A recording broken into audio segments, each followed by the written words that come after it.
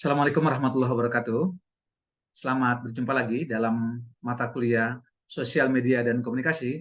Pada kesempatan ini kita akan membahas tentang sebuah topik yang menarik dalam kajian ilmu komunikasi, yaitu tentang konstruksi realitas dan konstruksi sosial media massa. Sebagaimana kita ketahui bahwa eh, pendekatan konstruksi realitas ini telah diteliti jauh hari oleh Berger dan Lukman tentang bagaimana sebenarnya media memainkan peran penting dalam merekonstruksi apa yang uh, ditafsirkan oleh khalayak atau oleh individu.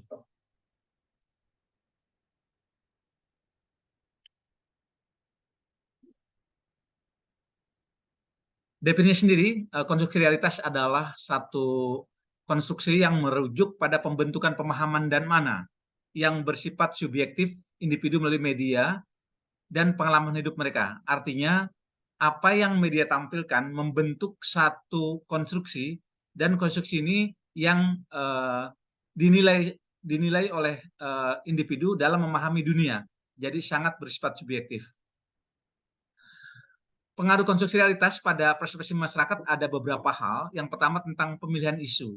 Di sini kita dapat melihat bahwa media memainkan peran penting dalam mengangkat isu mana yang ditampilkan. Isu yang ditampilkan inilah yang menjadi daya tarik khalayak dalam melihat satu tayangan yang pada gilirannya membentuk konstruksi masyarakat itu atau membentuk konstruksi individu itu. Yang kedua adalah penekanan visual. Di sini media memainkan peran penting dalam menampilkan gambar atau video yang dipresentasikan yang membentuk persepsi masyarakat terhadap satu peristiwa atau terhadap satu isu. Misalnya dalam satu perang bisa ditampilkan bagaimana orang-orang yang sedang berjuang, atau di sisi lain bisa ditampilkan bagaimana orang-orang yang berada di rumah sakit mengobati para korban. Jadi penekanan visual memainkan peran penting dalam membentuk konstruksi realitas. Berikutnya adalah sumber informasi. Media juga memainkan peran dalam mengambil sumber informasi mana yang ditayangkan. Jadi kalau ada satu peristiwa terhadap dua kubu, maka sumber informasi yang lebih banyak ditampilkan tentu akan memberikan konstruksi realitas yang berbeda dengan sumber informasi yang sedikit ditampilkan. Yang berikutnya adalah tentang opini dan pendapat. Nah, ini kita bisa lihat bahwa misalnya dalam Pilpres, media memainkan peran penting dalam membentuk opini dan pendapat. Jadi jika media memiliki kecenderungan terhadap salah satu paslon, maka tentu opini dan pendapat yang berkembang adalah yang menguatkan satu paslon yang didukungnya. Pengaruh konstruksi sosial media massa dan persepsi masyarakat. Sebagaimana kita ketahui bahwa konstruksi sosial ini memiliki pengaruh pada pembentukan persepsi. Jadi apa yang media tayangkan menyangkut frame atau framing apa yang ditampilkan, maka itulah yang akan membentuk persepsi masyarakat. Nah, dalam hal ini ada beberapa faktor ya, misalnya ketergantungan pada media sosial, penyebaran berita palsu atau pengaruh influencer. Ini hal-hal ini misalnya salah satu contoh-contoh bagaimana konstruksi media berpengaruh terhadap pembentukan persepsi yang ada pada masyarakat.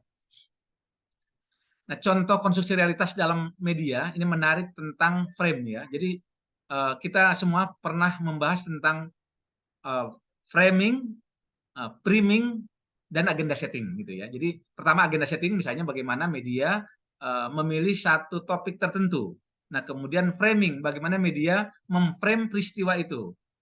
Terus framing bagaimana satu framing yang banyak itu dipilih oleh media untuk yang ditonjolkan misalnya. Nah, menarik misalnya kalau kita lihat contoh penelitian yang dilakukan oleh beberapa kolega mengenai framing misalnya ketika Timur Leste itu lepas dari Indonesia misalnya. Jadi tulisan-tulisan di Kompas melihat bahwa lepasnya Timor Leste kita adalah kehilangan satu provinsi gitu. Tetapi Republika menulis beritanya dengan bahwa rakyat Timor Leste telah diberikan kebebasan untuk melakukan jajak pendapat dan hak demokrasi. Jadi sama-sama kehilangan satu provinsi, tetapi yang Kompas menyatakan lebih negatif, lepasnya Timor Leste, tetapi Republika merasa bahwa itu adalah hak demokrasi. Ini contoh bagaimana framing satu media membentuk satu pendapat tertentu gitu. Misalnya contoh lainnya adalah bagaimana pertarungan framing pada konflik KPK Polri misalnya, pernah pada beberapa kasus ya, itu bagaimana media mengangkat framing apakah di sisi Polri-nya atau di sisi KPK-nya gitu. Jadi ini mengalami apa namanya satu pertarungan ideologis gitu, bahwa satu media akan berpihak kemana. Kemudian penting untuk melihat tentang bias dalam pemberitaan ya. Jadi bagaimana pemberitaan itu sebenarnya telah dipilih sedemikian rupa oleh media untuk yang ditampilkan yang mana. Misalnya perang yang terjadi di Gaza saat ini itu media berbeda pendapat gitu. Al Jazeera menganggap bahwa ini adalah peperangan yang sangat tidak adil dan bertentangan dengan prinsip kemanusiaan, tapi media Israel menganggap bahwa ini adalah pembelaan diri. Nah, ini adalah tentang bias dalam pemberitaan.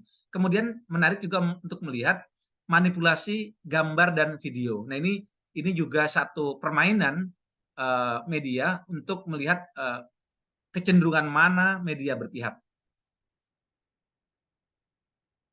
Ini ada beberapa contoh tentang bagaimana konstruksi sosial media massa ya dalam memberikan pengaruh pada masyarakat, misalnya tentang hashtag dan viral campaign. Mungkin kita ingat bahwa beberapa gerakan sosial digital ya itu mendapat dukungan luas dari masyarakat terhadap satu isu-isu tertentu gitu. Jadi dalam hal ini hashtag misalnya memainkan peran dalam penggalangan pendapat terhadap satu isu tertentu. Filter dan efek visual juga menarik karena apa yang ditampilkan atau apa yang direpresentasikan di media sebenarnya adalah hasil dari pertarungan yang terjadi di ruang redaksi. Jadi pilihan-pilihan gambar, pilihan-pilihan kata itu menunjukkan ideologi yang dimiliki oleh media tertentu.